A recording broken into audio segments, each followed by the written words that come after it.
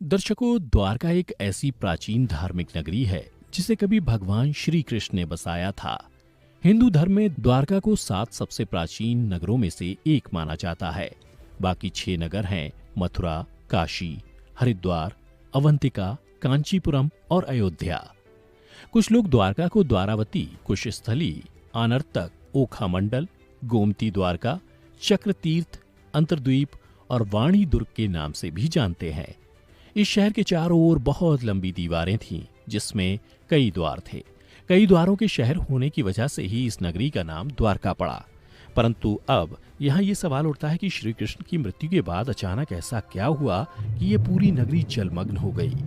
दर्शकों, आज के इस वीडियो में हम आपको बताएंगे कि आखिर कब, क्यों और कैसे डूबी श्री कृष्ण की नगरी द्वारका। द्वारका नगरी को श्री कृष्ण की कर्मभूमि भी माना जाता है। महाभारत में वर्णित कथा के अनुसार श्री कृष्ण ने जब कंस का वध किया, तब जरासंध ने कृष्ण और यदुवंशियों का नामो निशान मिटाने की ठान ली और मौका मिलते ही जरासंध मथुरा और यादवों पर बार बार आक्रमण करता रहा। धीरे धीरे उसके अत्याचार बढ़ने लगे तो अंत में यादवों की सुरक्षा के लिए श्री कृष्ण ने मथुरा को छोड़ने का निर्णय लिया और मथुरा से निकलने के बाद भगवान श्री कृष्ण ने एक ऐसे नगर की स्थापना की जो विशाल और सुसंगत था। इस नगर का नाम था द्वारका नगरी। कहते हैं कि श्री कृष्ण अपने कुल बंधुओं के साथ द्वारका में बड़े आराम से रहने लगे। समय बीतता गया। 36 साल तक राज करने के बाद और श्री कृष्ण की मृत्यु के बाद द्वारका नगरी समुद्र में समा गई। पौराणिक ग्रंथों में द्वारका के समुद्र में विलीन होने से जुड़ी 2 कथाओं का विवरण मिलता है। पहला, माता गांधारी द्वारा श्री कृष्ण को दिया गया श्राप और दूसरा ऋषियों द्वारा श्री कृष्ण पुत्र सांब को दिया गया श्राप। कथा के अनुसार महाभारत युद्ध में कौरवों पर विजय प्राप्त करने के पश्चात जब युधिष्ठिर का हस्तिनापुर के राजमहल में राज तिलक हो रहा था, तब कौरवों की माता गांधारी ने अपने 100 पुत्रों के वध और महाभारत युद्ध के लिए श्री कृष्ण को दोषी ठहराते हुए श्राप दिया कि जिस प्रकार कौरवों के वंश का नाश हुआ है, ठीक उसी प्रकार यदुवंश का भी नाश होगा। जबकि दूसरी कथा के अनुसार महाभारत युद्ध के 36 वर्ष पश्चात द्वारका में तरह तरह के अपशकुन होने लगे। तब एक दिन महर्षि विश्वामित्र, कणों, देवर्षि नारद आदि द्वारका आए। वहां यादव कुल के नवयुवकों ने उनके साथ परिहास करने का सोचा। इसके लिए वे श्री कृष्ण के पुत्र सांव को स्त्री वेश में ऋषियों के पास ले गए और कहा कि ये स्त्री गर्भवती है। आप लोग बताइए कि इसके गर्भ से क्या उत्पन्न होगा। नवयुवकों के ऐसा कहने के बाद ऋषिगण ध्यान करने लगे और जब उन्हें पता चला उनके सामने ये सभी जिसे स्त्री बता रहे हैं वो वास्तव में एक पुरुष है, तो उन लोगों को बड़ा क्रोध आया और फिर उन्होंने नवयुवकों से कहा, तुम लोगों ने हमारा अपमान किया है, इसलिए श्री कृष्ण का यह पुत्र एक लोहे के मूसल को जन्म देगा जिससे तुम लोग अपने समस्त कुल का संहार करोगे। उस मूसल के प्रभाव से केवल श्री कृष्ण व बलराम ही बच पाएंगे। उधर श्री कृष्ण को जब ये बात पता चली तो उन्होंने कहा, यह बात अवश्य सत्य होगी। मुनियों के श्राप के प्रभाव से दूसरे ही दिन सांब ने मूसल को जन्म दिया। जब ये बात राजा उग्रसेन को पता चली तो उन्होंने उस मूसल को चुराकर समुद्र में फेंकवा दिया। इसके बाद राजा उग्रसेन व श्री कृष्ण ने नगर में घोषणा करवा दी कि आज से कोई भी वृष्णि व अंधकवंशी अपने घर में मदिरा तैयार नहीं करेगा और यदि ऐसा करता कोई भी व्यक्ति पकड़ा जाएगा तो उसे मृत्यु दंड दिया जाएगा।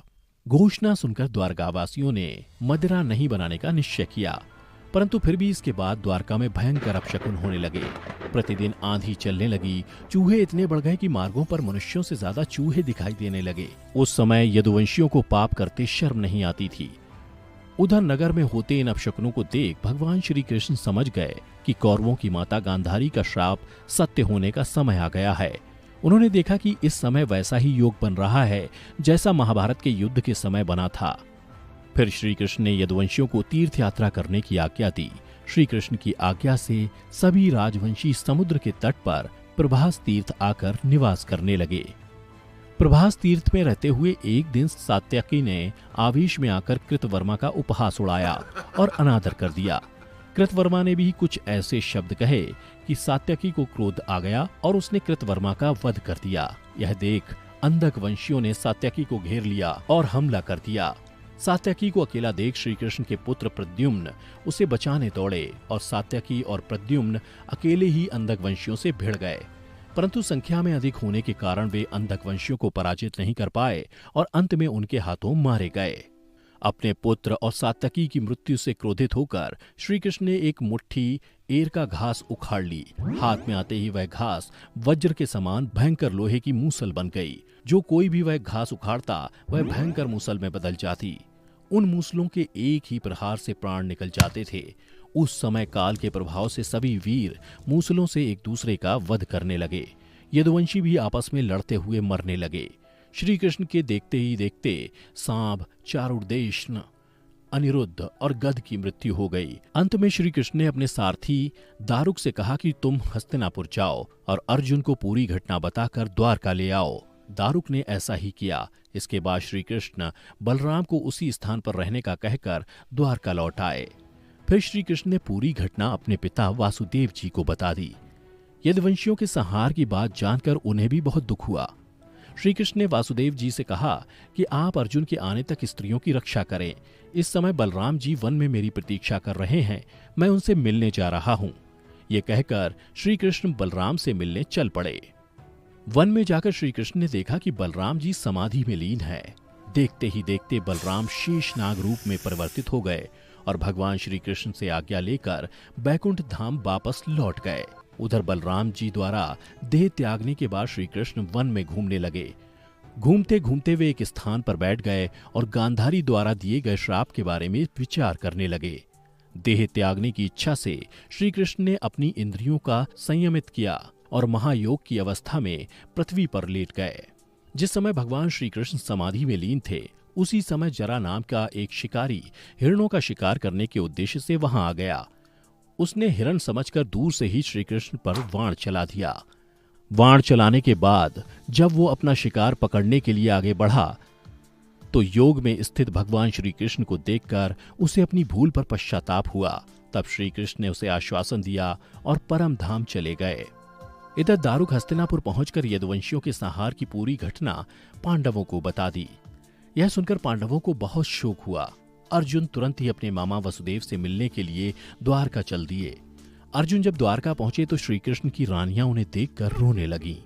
उन्हें रोता देख अर्जुन भी रोने लगे और श्री कृष्ण को याद करने लगे। इसके बाद अर्जुन वसुदेव जी से मिले। वसुदेव जी ने अर्जुन को श्री कृष्ण का संदेश सुनाते हुए कहा कि द्वारका शीघ्र ही समुद्र में डूबने वाली है, अतः तुम सभी नगरवासियों को अपने साथ ले जाओ। उसके बाद अर्जुन अपने साथ श्री कृष्ण के परिजनों तथा सभी नगरवासियों को लेकर इंद्रप्रस्थ की ओर चल दिए।